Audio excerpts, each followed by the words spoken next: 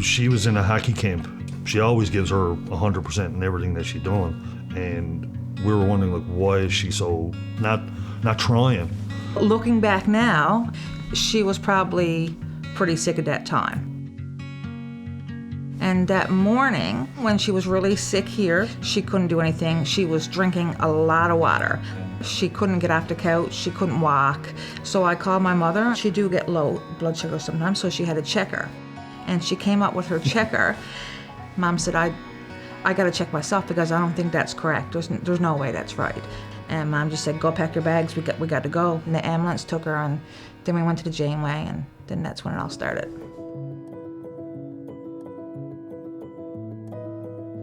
3 years ago, I was diagnosed with type 1 diabetes, and it's been pretty hard at first.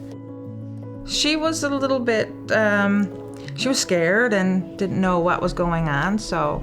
It was a rude awakening for our whole family, really, because there was nobody who is type 1 diabetic.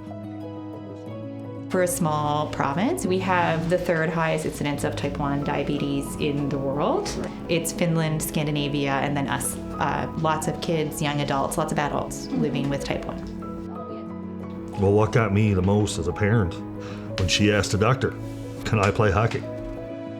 Oh, they just said you can do anything you want. It's just a little, it's going to be a little bit different, but you can do anything you want. Funny enough, where it was a Saturday, there was a hockey game on, happened to be in the room, and I explained to her, and I said, see him there playing? I said, he's a type 1 diabetic. And I said, he's playing in the NHL.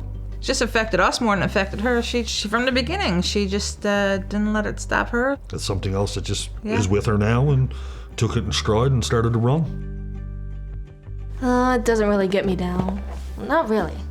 Because I have diabetes, I have to be more careful and all that. And I also tried a bunch of foods ever since I became a diabetic because I need to eat more nutritious stuff.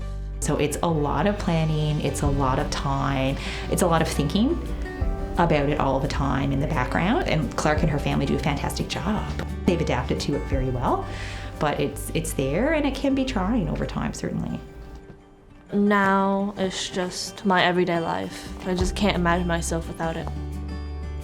It's a manageable disease, it's livable. Yeah. Look at it where it come from 10 years ago to what it is now. Yeah, she has a CGM on her arm, which takes care of her sugars, so she's not pricking her finger 10 times a day.